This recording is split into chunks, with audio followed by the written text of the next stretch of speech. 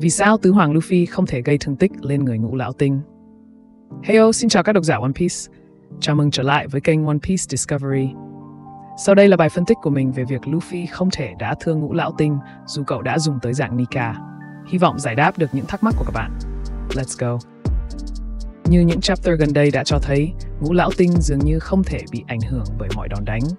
Điều đó đúng cho tới chapter 1122. Oda đã cho chúng ta thấy rõ cách để tác động được lên những ông già gân này. Đó là Haki Bá Vương. Nói tới đây chắc sẽ có nhiều bạn cảm thấy thắc mắc. Có thật sự là Haki Bá Vương có thể ảnh hưởng được Ngũ Lão không? Khi mà Luffy Nika nương yêu Ngũ Lão, thậm chí không dưới một lần nhưng chẳng để lại chút vết tích nào. Câu hỏi mình muốn đặt ra ở đây là Luffy có tầm Haki Bá Vương trong tất cả các đòn đánh đó chưa? Mình đã dành ra cả ngày để ngồi xem lại những chapter mà Luffy dùng Haki Bá Vương để tẩm quất đối thủ, kể từ khi thầy Đô giúp cậu thấm nhuần bài học này. Và các bạn biết không, câu trả lời của mình là chẳng có cú nựng Haki Bá Vương nào trong tất cả các cú nựng dành cho 5 ông già gân cả. Tin. Để minh chứng cho những lập luận của mình, chúng ta hãy cùng điểm lại quá khứ một chút nha. Đầu tiên, hãy cùng nhìn lại những cú đánh của Luffy dành cho thầy Đô, người thầy bất đắc dĩ của mình trước và sau khi lĩnh hội việc truyền Haki Bá Vương vào đòn đánh nhé. Tại chapter 1000, Luffy dùng đòn Red Rock lần đầu tiên để tẩm quất thầy Đô. Và rõ ràng trong đòn đánh này, Thánh Oda không vẽ bất kỳ tia sét đen nào. Điều đó cũng dễ hiểu, bởi tại thời điểm này, Luffy chưa lĩnh hội được việc tẩm thêm Haki Bá Vương vào các đòn đánh của mình. Cho đến chapter 1010, sau khi bất tỉnh do ăn đòn tẩm Haki Bá Vương từ thầy mình, Luffy đã thấm nhuần bài học. Sau đó đã dùng đôi hắc cloud của mình để trả lại thầy Đô.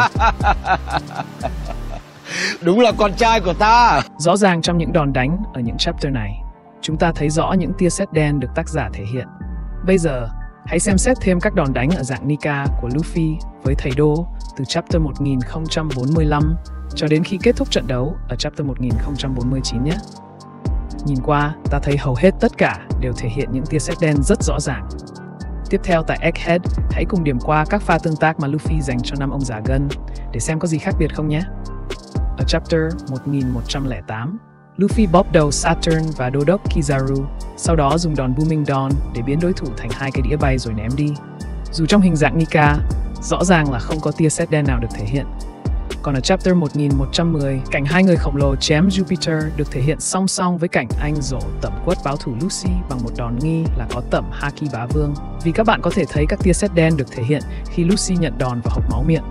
Còn đòn của 2 người khổng lồ thì không có tia sét đen nào cả. Đoạn này chắc nhiều bạn thắc mắc, Vivacart vẫn chưa xác nhận Zoro có Haki Bá Vương. Vậy làm sao có thể khẳng định tia sét đen đó có chứa Haki này? Mình hoàn toàn đồng ý với ý kiến này, nhưng điều đó không có nghĩa đó không phải là Haki Bá Vương. Theo mình, đó thực sự là Haki Bá Vương, và mình nghĩ Oda vẽ sự đối lập giữa hai đòn đánh trong một khung tranh đều có toan tính cả. Tiếp theo là đòn Red Rock ở chapter 1111, tương tự với đòn dành cho thầy Đô. Luffy không hề dùng Haki Bá Vương ở đây, thông qua thể hiện của tác giả cũng chẳng có tia sét đen nào, trong khi lùi lại một chapter. Mercury dùng đòn lôi hống thì tác giả lại thể hiện nó. Sau đó nữa là đòn mà anh ba Sanji khè Nusturo. Vì sạn chưa có Haki Bá Vương, nên mặc dù đòn đánh rất mạnh nhưng chúng ta cũng chẳng thấy có tia sét đen nào cả. Qua đến chapter 1114, sau khi đòn Red Rock không có tác dụng, lúc này Luffy đã phải dùng đến hình dạng Nika và tung một đòn tương tự. Thế nhưng nhìn vào khung tranh, chẳng có lấy một tia sét đen được thể hiện. Và tất nhiên rồi, đòn này chẳng đủ gãi ngứa cho Mercury. Đoạn này mình cực kỳ thắc mắc và khó chịu vô cùng. Rõ ràng ở Wano, khi trở thành Nika, Luffy không chỉ dùng Haki Bá Vương trong hầu hết các đòn tẩm quất của mình, thậm chí còn phun Haki Bá Vương tứ tung. Vậy mà giờ đây, Thánh Oda lại ém cái thứ mà đáng lẽ cần phải dùng ngay trong tình huống này. Oda quả này gây ức chế quá các bạn ơi. Không dừng lại ở đó, tất cả các đòn đánh tiếp theo cũng không thoát khỏi số phận bị ém hàng.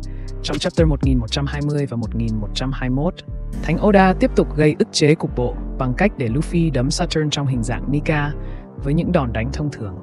Ngoài việc gây biến dạng cơ thể tạm thời cho Saturn, về sát thương thì tất nhiên vẫn là con số không tròn chỉnh. Vậy mà khi anh Zoro đấu kiếm với Nusturo, Oda lại thể hiện những tia sét đen rất rõ ràng. Nusturo trong pha này cũng cho thấy sự chủ động phòng vệ. Lão không hề dám để Zoro chém trúng. Quá ư là một pha gây ức chế từ Oda. Người không được công nhận có Haki Bá Vương thì cứ chém đòn nào là vẽ sét đen đòn đó. Còn nhân vật công nhận rồi thì ém lên ém xuống. Tôi năm nay hơn 70 tuổi mà tôi chưa gặp cái trường hợp nào mà nó như thế này cả. chứ phải tôi đấm cho mấy nhát rồi thật. Cuối cùng, sau một hồi vòng lại quá khứ, đến chapter 1122, tác giả cuối cùng đã lý giải tất cả những pha ém hàng của mình bằng một khung tranh gây nức lòng người hâm mộ. Haki bá vương của nhân vật được ngầm hiểu là bá đạo nhất nhì bộ truyện, Joy Boy. Và chúng ta có thể thấy rõ ràng rằng tất cả ngũ lão tinh đều lãnh sát thương nhất định từ đòn này. Điều đó được thể hiện qua việc Saturn đã phải ngưng khả năng triệu hồi của mình. Quả Haki này của Joy Boy thật đáng đồng tiền bát gạo. Và sau đó, các ngũ lão tinh không đến Egghead thực sự đã phải trở về thánh địa. Thậm chí cả Imu cũng nhận ít nhiều sát thương khi có thể thấy hắn phải gục xuống trong khung tranh của chapter này. Đoạn này mình đoán là vì Imu cũng tham gia vào sự liên kết triệu hồi của Saturn để theo dõi tình hình, nên cũng dính đòn từ Haki của Joy Boy.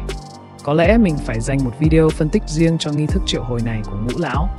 Chủ đề này quả là hấp dẫn phải không nào? Có một phân cảnh trong chapter này mà mình đoán nhiều bạn cũng đang thắc mắc. Đó là tại sao cụ Mars bị Luffy cho đi sao hỏa trước đó cũng đã trở về thánh địa và chỉ có thể ngồi hóng các đồng bọn của mình trở về tại phòng quyền lực. Câu trả lời của mình sau khi nghiên cứu một chút về nghi thức triệu hồi đó là nghi thức triệu hồi có thể bị phá giải nếu tạo ra ranh giới về tinh thần. Cụ thể là vì lão này bị Luffy cho đi xa quá nên không thể tiếp tục giữ kết nối trong nghi thức triệu hồi. Trên đây là tất cả những suy luận mà mình có được để giải thích cho việc Luffy không thể gây sát thương lên ngũ lão tinh. Hy vọng có thể giải đáp được sự ngứa ngáy của những bạn đang có cùng thắc mắc như mình đã từng. Mong nhận được những ý kiến của các bạn trong phần comment của video.